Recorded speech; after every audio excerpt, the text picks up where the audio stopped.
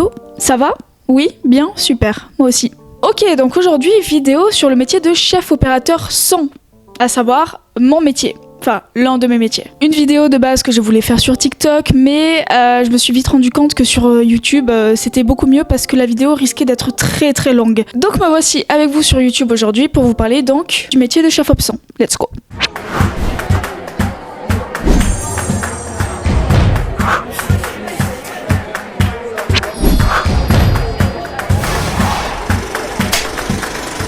Ok, donc c'est quoi un chef op son ? Eh ben, c'est la personne qui prend le son sur les tournages.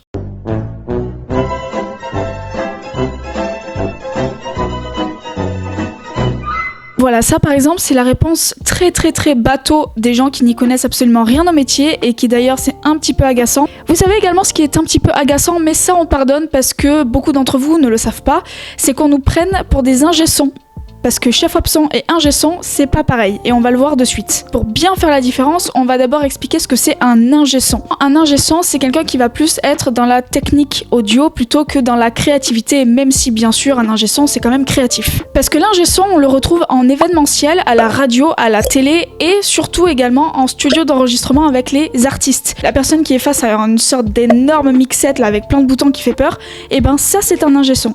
A l'inverse, s'il y a tournage de séries, films, documentaires, on s'en fiche. S'il y a tournage, c'est chef op son. Voilà, donc maintenant qu'on sait faire la différence entre les deux, la prochaine fois que j'entends quelqu'un dire « j'ai besoin d'un ingé son pour mon film », je lui pète les rotules. C'est bon ? Super. Donc maintenant on est ready pour parler du métier de chef op son, parce que la vidéo elle a commencé il y a 3 heures, la Go elle a toujours pas expliqué ce que c'était un chef op son. Donc si vous avez bien suivi jusque là, un chef op son c'est la personne qui est sur les tournages. Voilà, si t'as pas répondu ça, eh ben je vais vite m'énerver. Mais voilà tout, je vous ai menti. J'en suis navrée. Car un chef op son n'est pas seulement sur les tournages.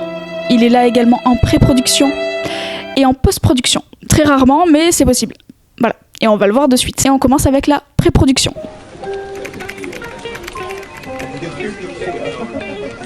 Donc la pré-production, ça va être quoi exactement les rôles du chef op son ? Premièrement, le cos va être à l'écoute du réalisateur, forcément. Et il va également pouvoir proposer ses idées pour améliorer le film. Après, libre au réalisateur d'accepter ou pas les idées. Hein. Et très souvent, c'est des refus parce que oui, mais non, mais tu comprends, c'est moi le réalisateur, de toute façon, le son, ça sert à rien. La créativité sonore, c'est moins important que la créativité à l'image. Ouais, très souvent, c'est ça. Bouffon. Ça, c'est un petit tacle à certaines personnes avec qui j'étais en école de cinéma qui m'ont pas laissé de créativité sonore. Coucou! En pré-prod, on va avoir quelque chose de super important à faire, enfin du moins une organisation très importante pour le jour du tournage, qui s'appelle le dépouillement sonore. Alors pour vous la faire courte, c'est un papier où il y a un tableau avec des cases dedans où il y a écrit séquence, lieu de la scène, acteur, et il y a une autre case où il y aura écrit les sons à prendre sur le tournage en fonction de la scène. Du moins quelque chose de similaire. Par exemple, un homme dans un bureau jette son téléphone et prend la porte. Ok. Tandis que vous avez le visuel de la scène, nous, chef op son, on va plutôt avoir l'audio, à savoir donc le bruit de l'ambiance du bureau, les bruits de pas, la chaise, le téléphone qui se jette, le bruit de la porte, etc., etc. Voilà, donc je pense que tu commences à le comprendre, un dépouillement sonore ça peut prendre beaucoup de temps à faire, surtout si c'est un gros film. On adore. En pré-production, on va également avoir les repérages des lieux de tournage à faire avec le réalisateur. Après ça, de toute façon, c'est tous les chefs de poste qui doivent aller sur les lieux de tournage. Et pour le chef op son, c'est très important qu'il soit là pour écouter l'acoustique des pièces dans lesquelles vont se dérouler les scènes. Et oui, en tant que chef op son, toi, tu dois savoir où va se dérouler les scènes pour écouter et surtout adapter ton matériel en fonction de la pièce dans laquelle tu tournes. Parce que tu vas pas prendre un micro de type A alors que tu auras besoin d'un micro de type B pour cette pièce-là. Autre chose également de giga important, tu dois absolument connaître la partie HMC. Habillage, maquillage, coiffure. Mais surtout la partie habillage. Pourquoi ? Parce qu'en fait, on va faire un truc qu'on fait quasiment tout le temps sur les tournages, c'est poser un micro HF sur un acteur. Et si tu ne connais pas le type de tissu que va porter l'acteur, crois-moi que ça peut porter des putains de problèmes sur le tournage. Autre chose également, tu ne mettras pas de la même façon un micro HF sur un acteur en combinaison de ski qu'en maillot, en fait. Ça aussi, il faut y penser. Ok, donc maintenant qu'on a vu la pré-prod, maintenant on va s'attaquer à la prod. Donc, comme on l'a vu précédemment, un chef op son, très grossièrement, c'est la personne qui va prendre le son sur le tournage. Mais il n'est pas tout seul. Enfin, Si c'est des petits tournages, il peut totalement être tout seul, sans problème, mais si c'est de gros tournages, il a des assistants. Et c'est eux qu'on appelle les perchman. Oui, voilà. D'ailleurs, si demain vous voulez être perchman, bon courage pour vos épaules. Bon courage pour vos épaules. Et il y en a combien des assistants ? Il n'y en a pas tant que ça parce qu'il n'y a pas besoin d'en avoir non plus 36 000. Un ou deux, c'est largement suffisant. L'un des rôles du chef absent sur les tournages, ça va donc être de diriger ses assistants. Donc toi, le chef op, tu es censé connaître la scène qui va se dérouler. Tu dois impérativement connaître tout ce qui est cadre, focal, type de cadre, etc. pour éviter simplement la perche dans le cadre qui peut très très vite saouler le réalisateur, l'équipe image et qui peut éventuellement apporter des embrouilles sur les tournages. C'est pas comme si ça m'était déjà arrivé, pas du tout. Tu vas devoir également les diriger en fonction de comment va se dérouler la scène. Si c'est un plan fixe, un plan séquence, qu'importe, pour que tes assistants ils puissent savoir où est-ce qu'ils vont passer et ne pas faire d'ombre également à la lumière, ne pas être dans le cadre, etc. Voilà, donc tu l'auras compris, un chef absent, ça dirige son équipe. C'est chef, donc forcément tu diriges ton équipe. Voilà. Autre chose également qu'un chef absent peut éventuellement faire si et seulement si le réalisateur accepte, et encore une fois on connaît les réalisateurs donc ils acceptent jamais, c'est de faire une sorte de mise en scène sonore à l'acteur. Par exemple si l'acteur, son acting il est bon facialement parlant mais qu'à l'audio ça rend pas bien du tout, tu peux le notifier au réalisateur, lui faire écouter la prise et lui proposer toi ta version de l'acting à cette scène. C'est très rare de faire ça mais personnellement ça m'est déjà arrivé. Et ça d'ailleurs j'avais adoré faire. Niveau matériel, on est comment en tant que chef op ? Ça va aller très vite, son casque et sa mixette. C'est quoi une mixette ? C'est un enregistreur en fait, qui est relié en espèce de bandoulière là, avec son casque, et tout le reste, c'est les assistants qui l'ont.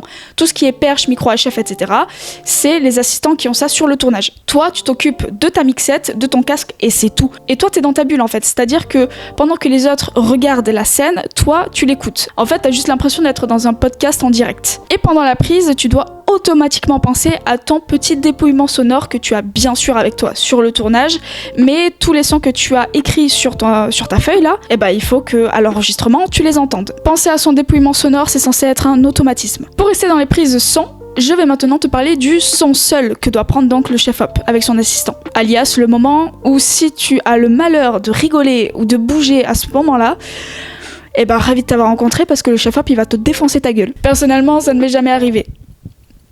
Un son seul, ou plutôt son d'ambiance, qu'est-ce que c'est ? C'est quelque chose qui, pendant 1 minute, tu vas être fixé bien au sol, avec ton assistant, avec la perche en l'air, et tu vas juste capter tout ce qui se passe autour de toi, sans aucun bruit. Et comme je suis giga sympa avec vous, je vais vous faire une petite imitation. C'est parti.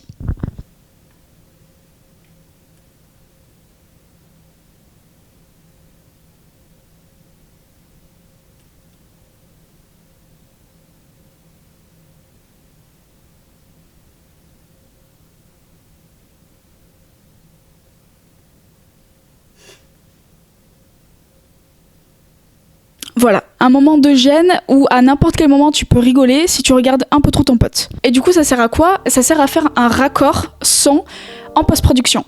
Et oui, parce qu'en fait, toutes les scènes que tu tournes sur les tournages, c'est jamais à la même heure, jamais le même jour, etc., etc. Et en fait, ça peut s'entendre les faux raccords au son. Donc, en fait, la prise de son seul va juste stabiliser tout le son de chaque scène, en fait. C'est un raccord son, en fait, si vous préférez. Encore une dernière chose à faire, toi, en tant que chef op son sur le tournage, c'est de dire aux gens de mettre leur mode avion sur le téléphone. Pourquoi ? Je vais te le dire en ASMR. Les fréquences, parce que les fréquences... Et les notifications. Mais surtout les fréquences. Toi t'es là, tu fais ton taf nickel et tout, même les micros HF ils fonctionnent ce jour-là, alors qu'on sait très bien que les micros HF sur les tournages en tant que chef absent ça nous fait péter les plombs. Mais non, là d'un coup, bam, il y a plus de son. Il est où le son ? Il est en haut, il est en bas, il est à droite, il est à gauche, il est chez la voisine, il est parti chercher du lait comme ton daron là, on sait pas où est-ce qu'il est, mais en tout cas il est plus là. Je suis pas sûre de cette vanne. Et qu'est-ce que c'est agaçant. Quand les dents sont collées comme ça, c'est que vraiment, c'est agaçant. Donc non, Vanessa, tu ne mettras pas ton téléphone en mode « ne pas déranger » parce que tu penses que ça suffit. Tu le mettras en mode avion. Avion. A-V-I-O-N. Véhicule aéronautique. Ok, maintenant la post-production.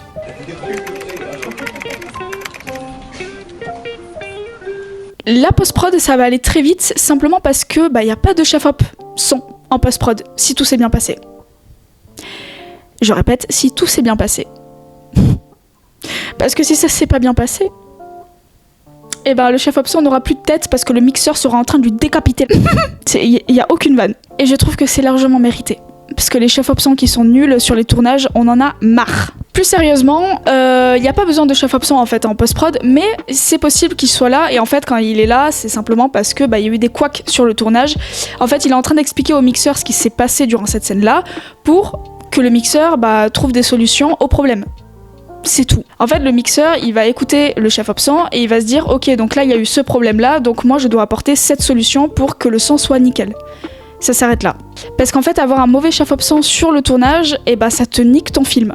Et même, t'as beau avoir un super mixeur, si le son il est mauvais sur le tournage, tu peux pas non plus faire des gros miracles en mixage. Par exemple, moi je connais une personne qui est juste en face de vous et qui est une excellente chef option et qui est disponible actuellement.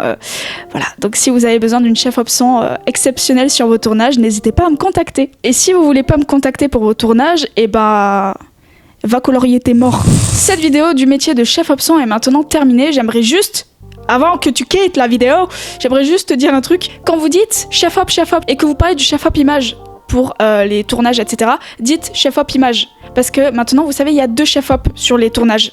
Chef op image et chef op son. En fait, quand vous dites chef op, en parlant du chef op image, c'est un peu comme si on n'existait pas. Ce serait sympa de nous différencier du chef op image. Je dis ça parce que la dernière fois, j'ai vu une vidéo sur TikTok d'une meuf qui dit « Ouais, c'est quoi un chef op ?»